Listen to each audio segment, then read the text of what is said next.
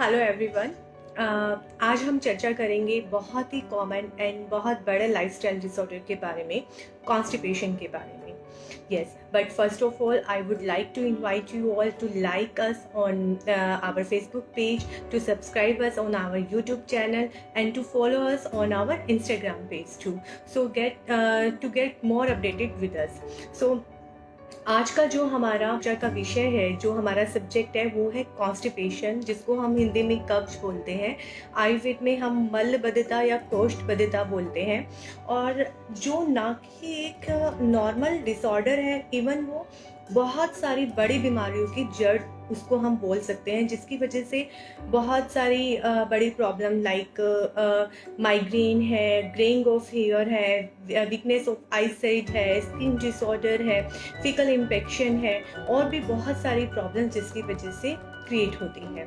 तो आजकल पेंडेमिक का टाइम है, मोस्टली लोग वर्क फ्रॉम होम कर रहे हैं, हमारी फिजिकल एक्टिविटीज़ बहुत ही रिस्ट्रिक्ट हो गई हैं, बहुत ही कम हो गई हैं, और जिसकी वजह से लाइफस्टाइल डिसऑर्डर और बढ़ गए हैं। लाइक कॉन्स्टिपेशन यानी कि कब्ज एक ऐसा डिसऑर्डर है जो कि फिजिकल एक्टिविटीज़ कम होने की वजह से, हमारी डाइट इफेक्ट होने की वजह से, और नो डाउट की स्ट्रेस की वजह से इंड्यूस होता है। बिकॉज हमारी जो मेंटल हेल्थ है वो हमारी गट हेल्थ को अच्छा खासा इन्वॉल्व करती है, सो उसकी वजह से भी कॉन्स्टिपेशन होता है। सो सबसे पहले हम ये टर्म क्लियर करते हैं कि कॉन्स्टिपेशन क्या होता है। बहुत सारे लोगों को लगता है कि अगर मैं 24 आवर में एक बार वॉशरूम गया, मैंने एक बार स्टूल पास किया, that mean I am not constipated, मुझे कॉन्स्टिपेशन नहीं है। बट ऐसा नहीं है। कॉन्स्टिपेशन यानी कि if you need to take anything to induce the pressure, यानी कि आपको कुछ भी चाय या पानी प्रेशर इंड्यूस करने के लिए लेना पड़ा, that mean you are constipated. And if you will take more than 3 to 4 minutes on the pot seat, that mean you are constipated. Yes, अगर आप 3 से 4 मिनट से ज़्यादा समय पॉट शीट के ऊपर लेते हैं, स्टूल पास करने के लिए लेते हैं, इसका मतलब भी आप कॉन्स्टिपेटेड हैं। कॉन्स्टिपेशन इज़ लाइक कि जो ये हमारी एक नेचुरल अर्ज होती है, यानी कि जो हम रात को 8-9 आवर हम सोए हैं, उसके बाद मॉर्निंग में हमें एक नेचुरल अलार्म, एक नेचुरल अर्ज होनी चाहिए कि हमें लगे कि हाँ, we need to go washroom and we have to be pass stool right now.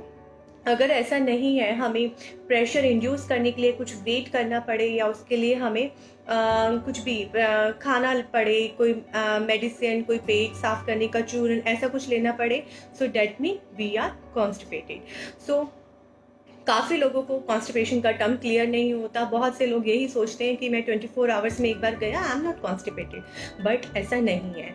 अब बात करते हैं कि सिम्टम्स की। इसका मेन बेसिक सिम्टम हमें पता है कि स्टूल पास ना होना, या फिर पेनफुल डेफिकेशन, या फिर स्टूल पास होने में कई बार 2 दिन, या फिर कई बार 5 दिन, या काफ़ी लोगों को 7 डेज इस टाइप से भी कॉन्स्टिपेशन होती है। कई बार ऐसा भी होता है कि हम एक बार स्टूल पास किया, बट ऐसा हमें फीलिंग नहीं आया कि स्टमक अच्छे से क्लियर हुआ है, हमें ऐसा लगता है हाँ we need to go again, तो उसको भी हम कॉन्स्टिपेशन में इन्वॉल्व करते हैं। अब बात आती है कि साइड इफ़ेक्ट। इसके साइड इफ़ेक्ट बहुत सारे हैं। सबसे बड़ा तो फीकल इन्फेक्टिव, जो कि इसमें क्या रहता है कि हमारी जो स्टूल होता है वो इंटेस्टाइन में ड्राई हो जाता है, यानी कि जो भी स्टूल में वाटर होता है वो इंटेस्टाइन एब्जॉर्ब कर लेती है, और वह इतना ड्राई हो जाता है, लाइक वो ऑब्स्ट्रक्शन क्रिएट कर देता है, जिसकी वजह से पेशेंट को बहुत ज़्यादा स्टमक पेन, एनोरेक्सिया, वॉमिटिंग, और कई बार ऐसे उसको प्रॉब्लम आती है कि उसको उसको एमरजेंसी में एडमिट करवाना पड़ता है।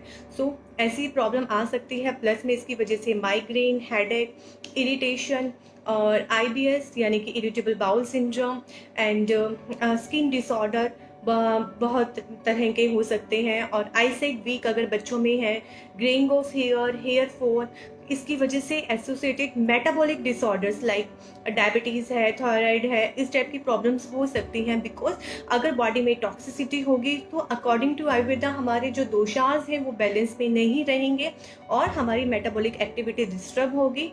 अगर हमारी डाइजेस्टिव एक्टिविटीज़ अच्छी नहीं है, so definitely it will harm our metabolic activities, और हमें हार्मोनल इम्बैलेंस भी होगा, और कई बार पित्त, कॉन्स्टिपेशन की वजह से बॉडी में पित्त की अधिकता ज़्यादा हो जाती है। पित्त जो दोष होता है वो विटिएट हो जाता है, जिसकी वजह से hormonal imbalance, PCOD and females में इनफर्टिलिटी और मेल्स में भी इनफर्टिलिटी, तो ये बहुत सारे रीजंस, बहुत सारी एसोसिएटेड प्रॉब्लम्स हो सकती हैं। So we need to cure it. ये कहने में बहुत छोटी टर्म है, कहने में बहुत छोटा हमें लगता है कि हाँ जस्ट कॉन्स्टिपेशन है, बट ये बहुत बड़ी प्रॉब्लम कॉज कर सकता है। सो अब हम बात करते हैं रीजंस को लेके कि कॉन्स्टिपेशन क्यों होता है। फर्स्ट ऑफ ऑल, काफ़ी लोगों को नहीं पता कि अगर हमारा स्लीप पैटर्न डिसिप्लिन नहीं होता या हमारा स्लीप जो है वो कंप्लीट नहीं होता, साउंड नहीं रहता, उसकी वजह से भी कॉन्स्टिपेशन हो जाती है। The second thing is stress. Stress की वजह से भी, स्लीप और स्ट्रेस दोनों हमारी मेंटल हेल्थ को स्ट्रॉन्ग रखते हैं। अगर हमारी मेंटल हेल्थ सही नहीं है तो डेफिनेटली हमारी गट हेल्थ कहीं ना कहीं इफेक्टिव होगी। सो हमें क्या करना है कि हमारी स्लीप और स्ट्रेस ये चीज़ें बैलेंस में हो, यानी कि स्लीप एडुकेट हो। जो भी होती है एडल्ट्स के लिए और बच्चों के लिए, जनरली 10 to 12 आवर्स होती है और एडल्ट्स के लिए एटलीस्ट 7 to 8 आवर्स होती है। सो वो कंप्लीट होनी चाहिए। द सेकेंड थिंग की क्या रहता है कि पित्तवर्धक आहार, यानी कि हम जंक, स्पाइसी और बहुत सारा कि कई बार हम ज़रूरत से ज़्यादा खा लेते हैं किसी मीटिंग में या फिर टीवी देखते हुए, जो हमारा खाने का हैबिट होता है, उन सब चीज़ों की वजह से भी कॉन्स्टिपेशन कॉज हो सकती है। थर्ड थिंग कि अगर हमारी बॉडी में कोई मेटाबॉलिक डिसऑर्डर है, लाइक कॉन्स्टिपेशन, लाइक थायराइड है हमें और या फिर डायबिटीज़ है, उसकी वजह से भी हमें कॉन्स्टिपेशन हो सकती है। एंड द फिफ्थ थिंग कि कंट्रोल ऑफ अर्जेस, जो भी हमें नेचुरल अर्जेस लगते हैं, लाइक हम किसी मीटिंग में बैठे हैं और हमें लगा कि we need to go washroom, but हम नहीं जा पा रहे हैं, हम अपने अर्जेस को कंट्रोल कर रहे हैं, तो उसकी वजह से भी, लॉन्ग आवर्स अर्जेस को कंट्रोल में करने की वजह से भी हमें कॉन्स्टिपेशन हो सकती है। एंड नो डाउट कि सेडेंटरी लाइफस्टाइल, यानी कि एक्सरसाइज कम करना, लेट उठना एंड फिजिकल एक्टिव ना होना, उसकी वजह से भी कॉन्स्टिपेशन होती है। सो यहाँ पे कॉन्स्टिपेशन के बहुत सारे रीजंस हैं। अब बात करते हैं कि आयुर्वेद क्या कहता है। आयुर्वेद में जैसे कि हम सबको पता है, हम अपने तीनों दोषास को लेके चलते हैं, वात, पित्त, कफ। तो जो वात दोषा होता है, कहीं ना कहीं जो वो विचेज होता है, वो अपने नॉर्मल बैलेंस में नहीं होता।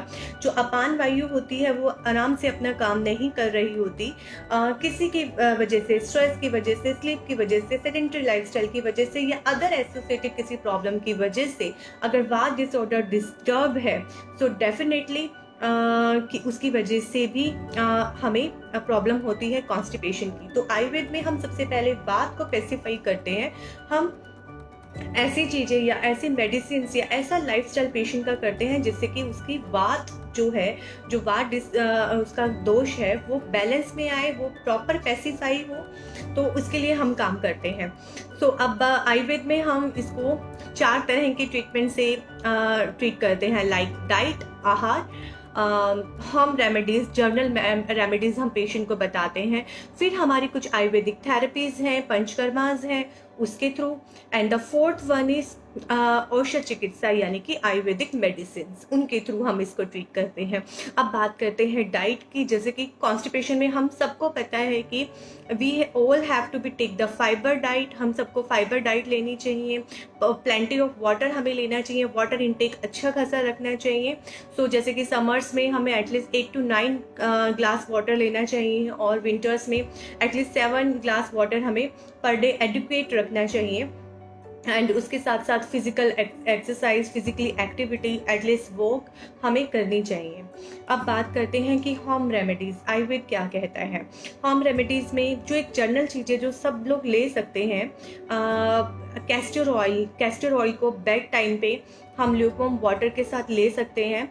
अगर क्रॉनिक कॉन्स्टिपेशन है तो सो हम उसको ले सकते हैं एट द बेड टाइम।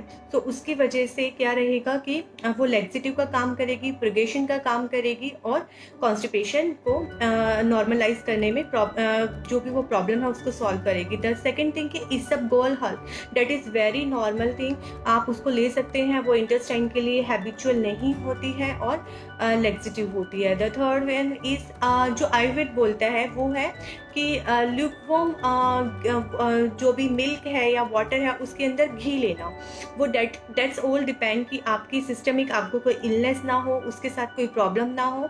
तो आयुर्वेद कॉन्स्टिपेशन को क्योर करने के लिए बड़ा सिंपल सा मेथड है कि घी प्रेफर करता है। जो घी होता है वो प्योर होना चाहिए, अच्छा रहेगा, वो घर का बना हो, गाय का घी हो, so that will be good. Otherwise आप नॉर्मल क्लैरिफाइड बटर या जो भी ट्रस्ट वर्दी आपका ब्रांड है उसका घी आप यूज़ कर सकते हैं। और आप एटलीस्ट 2 टीस्पून, अगर क्रॉनिक कॉन्स्टिपेशन है तो रात को बेड टाइम पे सोते हुए आप उसको लुकवार्म वाटर में या मिल्क में ले सकते हैं, बट इसमें आपको सिस्टमिक इलनेस नहीं होनी चाहिए। द थर्ड थिंग इज गुलकंद। गुलकंद क्या, जो रोज पेटल है उसका एक रसायन बना होता है, वो भी आप ले सकते हैं अगर आप डायबिटिक नहीं है। बाकी आयुर्वेद में बहुत सारी मेडिसिन हैं जो कॉन्स्टिपेशन को अच्छे से क्योर करती हैं। जनरली क्या करते हैं लोग कि अपने घरों में बिना किसी डॉक्टर की एडवाइस से कोई भी पेट साफ करने का चूरन ले लेते हैं, जिनमें कि स्नाई लीव्स होते हैं। जो स्नाई होती है वो हैबिट फॉर्मिंग होती है, वो हमारे इंटेस्टाइन को ड्राई करती है। जो इंटेस्टाइन के अंदर की लाइनिंग होती है उसको वो थिक बना देती है, जिससे कि वो अपनी नॉर्मल काम नहीं कर पाती, वो स्टूल को आगे पास करने में हेल्प नहीं कर पाती। सो बेटर रहेगा कि आप कोई भी चूरन या कोई भी बहुत सालों से आप कोई चूरन ले रहे हैं जिसमें स्नाई है, सो और आपका बहुत सीवियर क्रॉनिक कॉन्स्टिपेशन है, तो आप एक किसी भी आयुर्वेदिक डॉक्टर से उसका ट्रीटमेंट स्टार्ट करवाइए। आयुर्वेदा में इसका डेफिनेटली क्योर हो सकता है, हो जाता है और आपको अच्छा रिजल्ट मिलेगा। एंड फोर्थ थिंग कि आयुर्वेदिक मेडिसिन जो कि आप एक आयुर्वेदिक डॉक्टर के प्रिस्क्रिप्शन से, उसकी एडवाइस से ही ले सकते हैं। लाइक बहुत सारी मेडिसिन हैं, एविपत्ति करचूरन है, अभ्यारिष्टम है, और गंधर्व हरित की है, त्रिवृत अवले है, आरगवदादि कषायम है। ऐसी बहुत सारी मेडिसिन है, हरित की है, जो कि क्रॉनिक कॉन्स्टिपेशन को, नॉर्मल कॉन्स्टिपेशन को क्योर करती है। हैबिट फॉर्मिंग नहीं रहती, हमारे इंटेस्टाइन की लाइनिंग को और स्ट्रॉन्ग करती है, और नो डाउट कि आपको एसोसिएटेड प्रॉब्लम से भी बचाती है। तो बट आयुर्वेदिक मेडिसिन आप किसी भी आयुर्वेदिक डॉक्टर की हेल्प से और एडवाइस से ही लें। द थर्ड थिंग क्या है कि Ayurvedic therapies, yes, panchakarma therapies, जिसमें हम विरेचन, जब आपको बहुत ही लॉन्ग टर्म कॉन्स्टिपेशन होती है जो कि क्रॉनिक हो, तो उसमें हम विरेचन थेरेपी जो है उसको हम प्रिस्क्राइब करते हैं। विरेचन थेरेपी एक प्रॉपर प्रोसीजर होता है जो कि आयुर्वेदिक डॉक्टर के सुपरविजन में ही होता है। इट विल टेक एटलीस्ट, इसमें हम पहले कुछ ऑलेशन देते हैं पेशेंट को, घृत पान करवाते हैं। उसके बाद क्या रहता है कि पेशेंट को प्रोगेटिंग मेडिसिन दी जाती हैं जिससे कि उसको लूज मोशन लगे। और क्या रहता है कि जितनी भी टॉक्सिसिटी और आप कोई भी हैबिट फॉर्मिंग लॉन्ग टाइम से मेडिसिन ले रहे हैं, उसकी वजह से जो इंटेस्टाइन की लाइनिंग में जो भी टॉक्सिसिटी है वो एलिमिनेट होती है बॉडी से, और आपका वो ट्रैक बिल्कुल क्लियर होता है। और उसके बाद आपको आयुर्वेदिक कुछ रसायन, कुछ ऐसी रेमेडीज और आपको लाइफस्टाइल प्रिस्क्राइब किया जाता है कि आगे आपको कॉन्स्टिपेशन ना हो। जो भी आप स्नाई ले रहे हैं या कोई भी हैबिट फॉर्मिंग चूरन ले रहे हैं, उसकी वजह से आपकी इंटेस्टाइन ड्राई हो जाती हैं, आपकी आंतें जो हैं वो सूख जाती हैं, उसमें शुष्कता आ जाती है, जो कि मैंने बताया, जिसको कि हम मॉडर्न साइंस से बोल सकते हैं कि इंटेस्टाइन की लाइनिंग वीक हो चुकी है। तो उसमें हम आयुर्वेदिक थेरेपी करते हैं बस्ती, यानी कि मेडिकेटेड एनिमा, जिसमें ऑयल का एनिमा रहता है और कुछ उसका रहता है एनिमा, कुछ भी कषायम या कल्प का एनिमा रहता है, जो कि हम देते हैं। और पेशेंट का वात नॉर्मलाइज होता है, पैसिफाई होता है, प्लस में जो भी इंटेस्टाइन के अंदर ड्राइनेस होती है वो उसको दूर करने में हेल्प करता है। सो विरेचन थेरेपी, बस्ती थेरेपी, और नो डाउट कि अगर स्ट्रेस की वजह से है तो हम इसमें तक्रधारा बोलते हैं और शिरोधारा पेशेंट को बोलते हैं। तो इसमें कंप्लीट ट्रीटमेंट आयुर्वेद में जो भी कॉन्स्टिपेशन है, कब्ज है, मलबद्धता है, उसका है, और जो आपको 100% रिलीफ देगा। बहुत सेफ है, कोई हैबिट फॉर्मिंग नहीं रहेगा, but adopt Ayurveda. Thank you so much. Stay active, stay healthy.